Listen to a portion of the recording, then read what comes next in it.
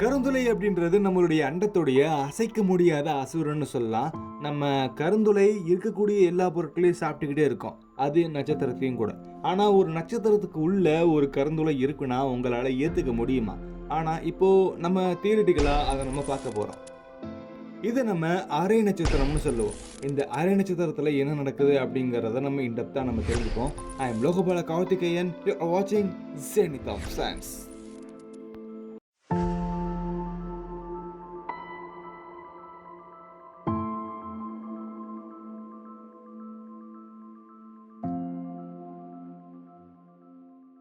அரை நட்சத்திரம் அப்படின்றது ஒரு கோட்பாடு.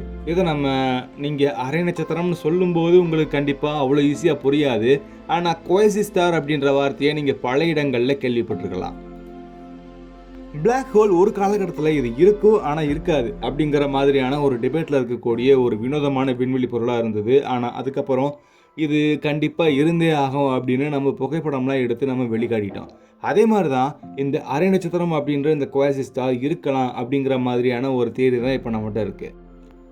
அது நம்ம பிரபஞ்சம் ஆரம்ப காலகட்டத்தில் இருந்தே உருவாக்கப்பட்டிருக்கும் அப்படிங்கிறதும், இது நம்மளுடைய நட்சத்திரம் இருக்கு இல்லையா, அந்த நட்சத்திரம் அதுக்குள்ள ஒரு கோர் அப்படின்றது கண்டிப்பாக வச்சிருக்கோம் அது இயங்குறதுக்கு. ஆனால் அந்த கோருக்கு பதிலாக ஒரு பிளாக் ஹோல் இருக்கிறது தான் இதுக்கு ஒரு ஃபேசினேட்டிங்கான ஃபேக்டும் கூட. நம்ம யூனிவர்ஸில் எக்கச்சக்கமான ஸ்டார்ஸை பார்த்துருக்கோம். கிட்டத்தட்ட 70% மேற்பட்ட வினோதமான ஸ்டார்ஸை பார்த்துருக்கோம். அந்த 70%க்குள்ளே இல்லாமல் கொஞ்சம் வினோதமான ஒரு விண்வெளி பொருளாகவே இது இருக்குது.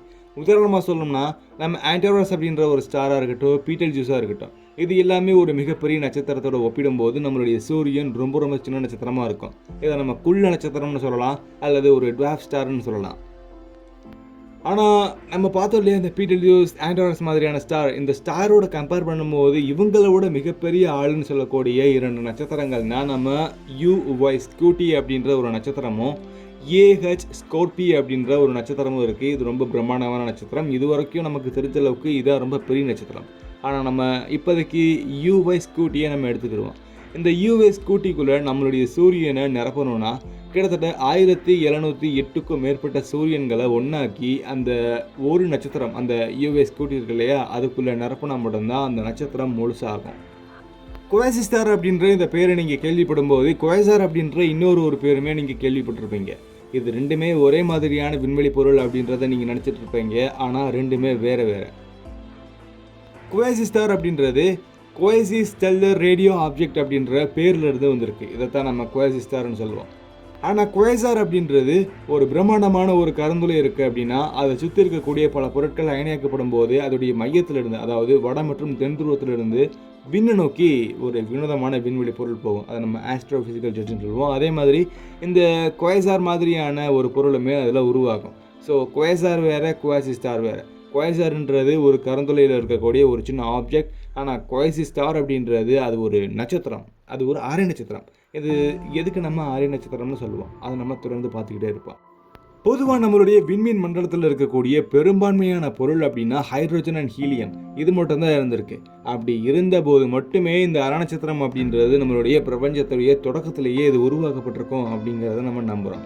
இந்த குவைசி ஸ்டாருக்கு வேறு ஏதாச்சும் ஒரு பொருள் கொஞ்சம் சிக்கலாக அது உருவாக்குறதுக்கான காரணமாக இருந்திருக்கும் அப்படிங்கிற ஒரு நம்பிக்கையும் நமக்கு இருக்குது. இதோடைய சைஸை கொஞ்சம் பார்ப்போம். இந்த அரை நட்சத்திரம் அப்படின்றது கிட்டத்தட்ட 10 பில்லியன் கிலோமீட்டர் அல்லது சூரியனுடைய ஆரம்பை நம்ம 7000 மடங்கு பெருசாக்கிறோம்னா எவ்வளோ இருக்கும், அந்த அளவுக்கு பெருசாக இருக்கலாம் அப்படிங்கிறது நம்மளுடைய கற்பனை. 10 பில்லியன் கிலோமீட்டர் அப்படின்றது தோராயமாக 67 ஆஸ்ட்ரோனாமிக்கல் யூனிட்ஸ். ஸோ இந்த 67 ஆஸ்ட்ரோனாமிக்கல் யூனிட்ஸை இன்னும் கொஞ்சம் நம்ம ஈஸியாக புரிஞ்சுக்கணும்னா நம்மளுடைய சூரிய குடும்பத்தில் சூரியனை தூக்கிடுவோம். சூரியனை தூக்கிட்டு இந்த அரை நட்சத்திரத்தை நம்ம பிளேஸ் பண்ணோம்னா, இப்போது ப்ளூட்டோ எங்கே இருக்குது, அந்த ப்ளூட்டோ இருக்கக்கூடிய இடம் வரைக்குமே இந்த நட்சத்திரம் ஃபில் ஆகிடும். ஸோ கிட்டத்தட்ட இது சூரியனை விட இல்லை, நம்ம சூரிய குடும்பத்தை விட ரொம்ப பெருசு அப்படின்னு சொல்லலாம். இது சூரியனிலிருந்து கிட்டத்தட்ட 40 ஆஸ்ட்ரோனாமிக்கல் யூனிட்ஸ் தொலைவில் இருக்கும். ஒரு ஆஸ்ட்ரோனாமிக்கல் யூனிட்ஸ் அப்படின்றது நம்மளுடைய சூரியனுக்கும் பூமிக்கும் இருக்கக்கூடிய தூரம். ஸோ எந்த அளவுக்கு ரொம்ப பிரம்மாண்டமாக இருக்கும் அப்படிங்கிறத நீங்கள் யோசிச்சு பாருங்கள். நியூ ஹரிசான் அப்படின்ற ஒரு ஸ்பேஸ் கிராஃப்ட் இருக்குது. இது நம்ம ப்ளூட்டோவை 6000க்கே நம்ம அனுப்பப்பட்ட ஒரு பிரத்யேகமான ஒரு ஸ்பேஸ் கிராஃப்ட். அது ப்ளூட்டோவை அடையிறதுக்கே கிட்டத்தட்ட 10 ஆண்டுகள் ஆயிருக்கும். ஒருவேளை இந்த நியூ ஹரிசான் அப்படின்ற ஸ்பேஸ் கிராஃப்ட் இந்த குவாசி ஸ்டாருடைய மையத்திலிருந்து தப்பிக்கிறதுக்கு அதுக்கு ட்ரை பண்ணுச்சுன்னா அதோடைய வெளிப்புறத்தை அடைய இன்னும் 5 வருடம் சேர்த்து ஆகும். ஏன்னா நியூ ஹொரைசானுடைய இந்த பிரம்மாண்டமான விசிட் அப்படின்றது நம்மளுடைய சூரிய மண்டலத்தில் தொலைதூர பகுதிகளை நம்ம பார்த்துருக்கோம். ஏன்னா அது ரொம்ப வேகமாகவும் பயணம் பண்ணுது. நம்ம இந்த குவாசி ஸ்டாரை சூரியனோட கம்பேர் பண்ணி பார்த்தோம். கிட்டத்தட்ட நம்ம சூரிய குடும்பத்தையே மொத்தமாக இது சாப்பிட்டுருச்சு. இது நம்ம UV-Scuti அப்படின்ற ஒரு நட்சத்திரத்தோட கம்பேர் பண்ணி பார்ப்போம். நமக்கு தெரிஞ்ச அளவுக்கு இப்போ வரைக்கும் மிகப்பெரிய நட்சத்திரம்னா நம்ம UV-Scuti அப்படின்ற ஒரு நட்சத்திரத்தை சொல்லுவோம். நம்ம முன்னாடி நம்ம குறிப்பிட்ட மாதிரி இது சூரியனோட கிட்டத்தட்ட 1708 மடங்கு ரொம்ப பெருசு. இது ஒரு கோட்பாட்டில் உள்ள இந்த குவாசி ஸ்டார் அப்படின்றது ரொம்ப பெருசாக இருக்கலாம். இது ஒரு நேரடியான பதிலாக இருக்காது. ஏன்னா இது நமக்கு இன்னும் சரியாக கன்ஃபார்ம் ஆகாதது. அதனால் UV-Scutiயை விட இந்த குவாசி ஸ்டார் ரொம்ப பெருசாக இருக்கலாம். ரொம்ப மிகப்பெரிய நட்சத்திரமாகவும் இருக்கலாம். ஒருவேளை இந்த UV-Scuti இருக்கக்கூடிய அந்த பதவிக்கு இந்த குவாசி ஸ்டார் முன்னாடி வர்றதுக்கான சான்சஸ் ரொம்ப அதிகமாகவே இருக்குது. நீங்கள் பார்த்துருப்பீங்க, கிட்டத்தட்ட ப்ளூட்டோவையே ஒட்டு மொத்தமாக சாய்ச்சிருக்கோம் இந்த குவாசி ஸ்டார் நம்மளுடைய சூரிய குடும்பத்தில் இருந்துச்சுன்னா. அப்போது குவாசி ஸ்டார் சூரிய குடும்பத்தோட ரொம்ப பெருசாக. சூரிய குடும்பத்துடைய முடிவை நீங்கள் எதை வச்சு சொல்லணும்னா, ப்ளூட்டோவோட சுற்றுப்பாதையை தாண்டி போனாலுமே அது இதோடைய எல்லையாக இல்லை. நீங்கள் ஊர்ட்டுக்ளோடு அப்படின்ற ஒரு இடம் இருக்குது, அதை நீங்கள் பார்க்கலாம். இதை நாசா திட்டோட்டமாக சொல்லுது, ஊர்ட்டுக்ளோடு மேபி இந்த சூரிய குடும்பத்தோட எல்லையாக இருக்கலாம் அப்படின்னு. நம்மளுடைய பதில் ஹீலியோஃபேஸ் அப்படின்ற ஒரு பகுதி இருக்குது. ஹீலியோஃபேஸ் தான் நம்ம சூரியனுடைய சரியான எல்லை பகுதியாக இருக்கும் அப்படிங்கிற இன்னொரு ஒரு கணிப்புமே இருக்குது. சூரியனிலிருந்து வரக்கூடிய நட்சத்திர பொருட்கள் எல்லாமே இந்த ஒவ்வொரு விண்மீன்களுக்கு இடையேயான பொருட்களோட தொடர்பு கொள்ளும்போது, அதாவது இன்டராக்ட் ஆகும்போது ஒரு சில மாற்றங்கள் அப்படின்றது ஏற்படுது. அந்த ஒரு இடத்த தான் நம்ம ஹீலியோஃபேஸ் அப்படின்னு நம்ம சொல்லுவோம். இது சூரியனிலிருந்து கிட்டத்தட்ட 123 ஆஸ்ட்ரோனாமிக்கல் யூனிட்ஸ் தொலைவில் இருக்குது. குவாசி ஸ்டாருடைய அளவு கிட்டத்தட்ட 67 ஆஸ்ட்ரோனாமிக்கல் யூனிட்ஸ். ஸோ இது நம்ம சூரிய குடும்பத்தோட மிகப்பெரிய நட்சத்திரம் கிடையாது. எந்த நட்சத்திரமாக வேணால் இருந்துட்டு போகுது. எவ்வளோ பெரிய கொம்பனாக இருந்தாலும் அதுக்கு ஆயுட்காலம் அப்படின்றது கண்டிப்பாக இருக்கும். ஸோ அதே மாதிரி இந்த ஒரு வினோதமான குவாசி ஸ்டாருக்குமே ஒரு ஆயுட்காலம் அப்படின்றது இருக்குது. ஒரு நட்சத்திரம் எந்த அளவுக்கு பெருசாக இருக்குதோ அதோடைய ஆயுட்காலம் ரொம்ப கம்மியாக இருக்கும். சூரியனுடைய ஆயுட்காலம் சுமார் 10 பில்லியன் ஆண்டுகள். அது இப்போது தோராயமாக பாதி வேக தங்கிடுச்சு. ப்ராக்சிமா சென்டாரி மாதிரியான ரெட் ஜெயிண்ட் இல்லாமல் ஒரு குண்ட நட்சத்திரம்னு சொல்லலாம். அதோடைய எரிபொருள் அது பயன்படுத்தும் போது ரொம்ப திறமையாக தான் அதை பயன்படுத்தும். அது 8 ட்ரில்லியன் ஆண்டுகளுக்கு மேலே வாழலாம் அப்படின்றத நம்ம எதிர்பார்க்குறோம். ஒரு குவாசி ஸ்டார் சுமார் 7 மில்லியன் ஆண்டுகள் மட்டும்தான் வாழக்கூடியது. ஏன்னா அது ரொம்ப அதிகமான நட்சத்திரம், செய்யக்கூடிய செயல்பாடுலேருந்து கொஞ்சம் வினோதமாகவே இருக்குது.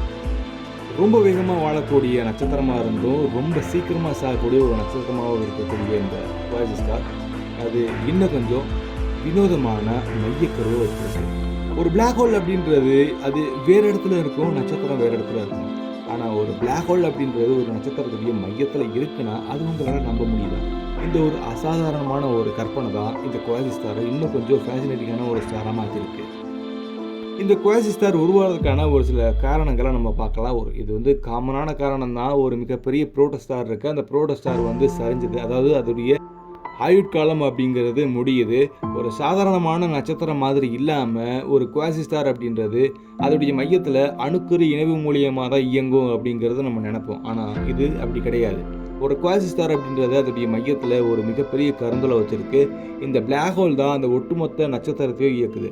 இந்த புரோட்டோஸ்டார் கொஞ்சம் கொஞ்சமாக அதோடைய வயதை எட்டும் போது அதோடைய வெளிப்புற அடுக்கில் எக்கச்சக்கமான வெடிப்பு அப்படின்றது ஏற்படுது. அதாவது பிளாக் ஹோல் அப்படின்றது அதோடைய வட மற்றும் தென் துருவத்தில் ஒரு வினோதமான ஒரு ஜெட் மாதிரியான ஆப்ஜெக்ட் வெளிப்படுறதா நீங்கள் பார்த்துருப்பீங்க. அந்த வெளிப்படக்கூடிய அந்த ஆப்ஜெக்ட் இந்த நட்சத்திரத்துடைய அந்த வெளிப்புற அடுக்க வெடிப்பையும் தாண்டிட்டு வருது. ஸோ இது ஒரு சூப்பர்னோவா வெடிப்பு மாதிரி இருக்கும். பெரும்பான்மையான நட்சத்திரங்கள் அதோடைய வாழ்க்கையுடைய இறுதியை அடையும் போது இந்த மாதிரியான ஒரு செயல்பாட்டை மேற்கொள்கிறதுக்கு சான்ஸ் இருக்குது. பெரும்பான்மையான கேலக்சிஸ் அதோடைய மையத்தில் இருக்கக்கூடிய பிளாக் ஹோல் ஒருவேளை இந்த மாதிரியான ஒரு குவாசி ஸ்டார் இருக்கலாம் அப்படிங்கிற ஒரு நம்பிக்கையும் இருக்குது. இந்த ஸ்டாருடைய வெப்பநிலை அப்படின்றது ரொம்ப அதிகமாகவே இருக்குது. இது சுமார் 4000 கெல்வின் அப்படிங்கிறத நம்ம கண்டுபிடிச்சிருக்கோம். இது ரொம்ப சூடாக இருக்கிற மாதிரி இருந்தாலுமே சூரியனுடைய வெப்பநிலை வெறும் 5778 கெல்வின் மட்டும்தான். ஸோ அதை விட இது குவாசி ஸ்டார் சூரியனோட கொஞ்சம் வெப்பம் கம்மியாக இருக்குது. ஸோ இது கொஞ்சம் நமக்கு கொஞ்சம் வியர்டாக ஃபீல் ஆகிறதுக்கான சான்சஸ் ரொம்ப அதிகமாகவே இருக்குது. இந்த டிஃப்ரெண்ட்டான விண்வெளி பகுதியை நீங்கள் பார்த்துருப்பீங்க. இதோடைய மையத்தில் ஒரு பிளாக் ஹோல் இருக்கும். இதே மாதிரியான ஒரு பிளாக் ஹோல் வினோதமாக இருக்குது, ரொம்ப பிரம்மாண்டமாக அது எப்படி வளர்ந்துருக்கு அப்படிங்கிறத நம்ம கண்டுபிடிச்சிருக்கோம். அதுக்கான டிக்கெட் ஐகார்டில் ஷோ ஆகும். நீங்கள் மறக்காமல் கிளிக் பண்ணுங்கள். இதே மாதிரி டிஃப்ரெண்ட்டான வேற ஒரு வீடியோவில் கண்டிப்பாக நம்ம சேர்ந்து பண்ணிக்கலாம். பாய்.